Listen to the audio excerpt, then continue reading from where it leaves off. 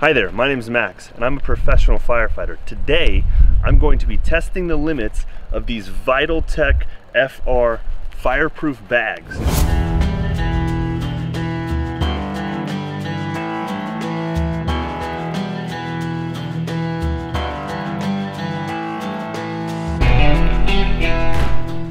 Behind me is a little makeshift model that I put together. It's more of a visual aid, but it's going to help us kind of simulate some of the attributes of a house fire. Typical house fire is going to reach about 1100 degrees. That's a lot of heat. There's also going to be a lot of water, foam. So we want to see if this bag can withstand all of those things. So I've kind of put together a series of different tests to sort of simulate a house fire as well as maybe a fuel spill or some sort of car fire. We're going to start with the small bag, and what I've got here is some old instructions as well as some very, very thin paper. And what I'm going to do is I'm going to go ahead and write my name on here. So I'm going to take this bundle of papers that I just drew on. There's my name. Rip those apart, take our instructions, and we're just going to slide them inside our document bag here, just as if they were something important like a birth certificate, a deed to your house, something like that. Just kind of put that stuff in there. Maybe it's just the paperwork to your car or something you don't want to have to replace. We're going to zip this zipper closed. If you forget to do that, you're not going to have the protection that these things would normally offer. And then go ahead and Velcro that down. Let's do our first test. What we're going to do is attack the Vitaltech bag with a propane torch for around 30 seconds. We're going to try to get the temperature up to around 1000 degrees. Just as a reference, let's show you what it'll do to this wood. So it's just going to burn that wood up. So let's go after the bag now.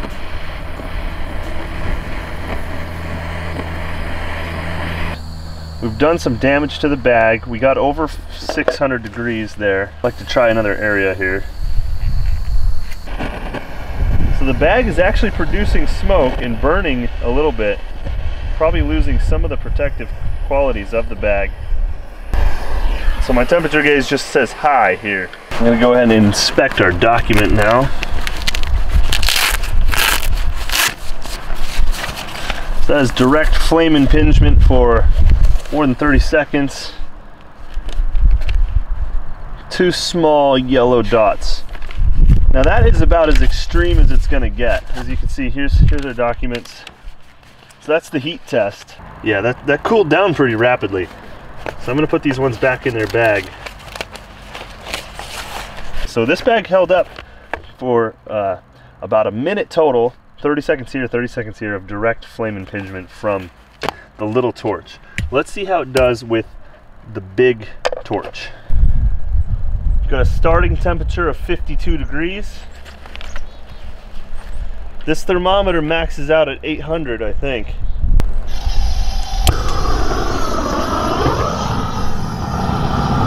That's 530, 600, 800 degrees. Let's move this away.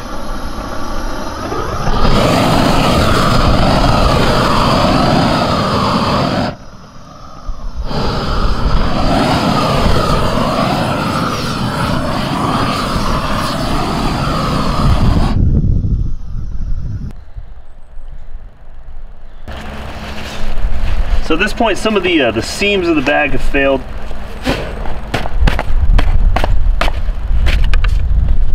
Started to melt.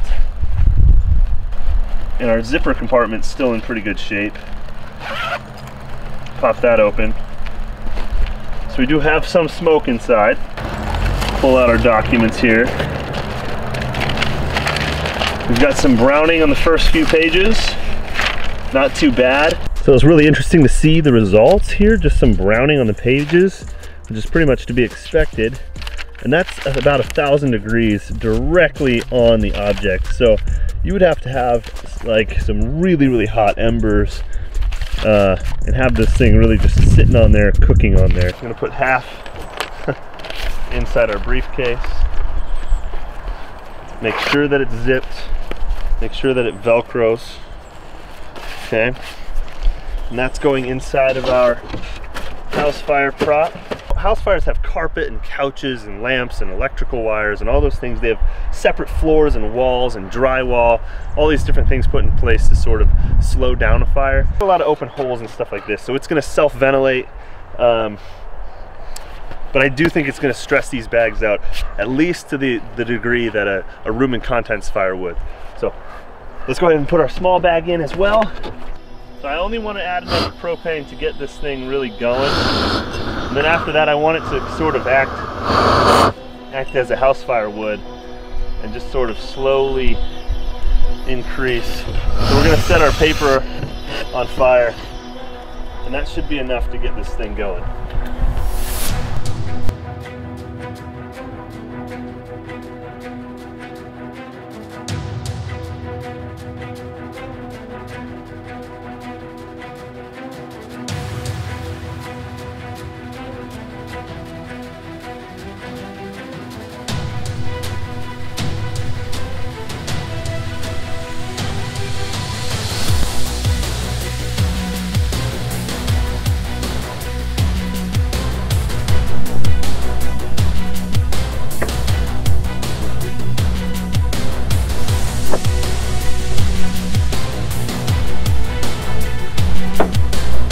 Okay, in only a few minutes, our house fire is fully involved. By now, no inhabitable space left inside, so everything would be destroyed that isn't protected. So we'll see. This is pretty involved.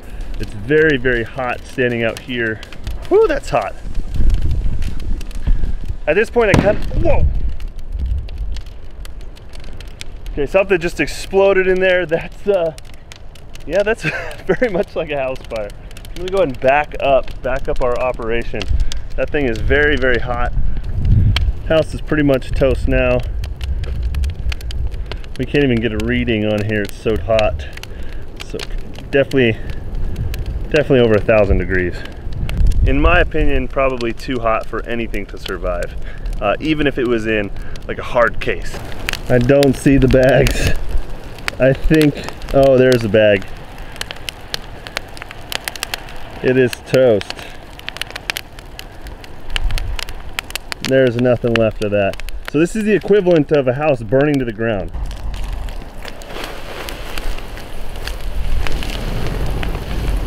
So after a structure fire, this is usually what we see, is just a big pile of rubble and ash and belongings to sift through. This is why it's extremely important to have smoke detectors, sprinklers, fire extinguishers, all those things in place so that it doesn't reach this point. Because with modern construction, buildings burn so fast and they burn so hot that oftentimes there's not much you can do. Without any of like the drywall or like the safety things in place to keep this fire from burning rapidly, it just really took off on us and there's really nothing left. I don't think there's anything left of those document bags. I'm gonna put some gloves on and pull out the remains. Okay, yeah, it just fell apart in my hands.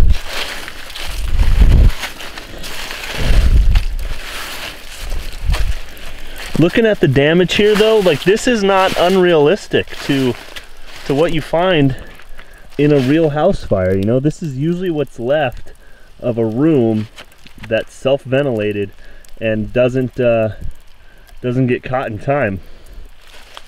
I would have had to have put that fire out pretty quick for there to be anything left of these bags. Fire is no joke, guys. I think at that temperature though, even my bunker gear that's designed for firefighting, which is pretty much the same material as that, it'd totally be gone. There's just, it's not an inhabitable space at all. Here's another bag here. You can see it just coming apart in my hands. Can't even grab onto it. There's just nothing left. That's really, really interesting. I'm a little bit disappointed, but not surprised.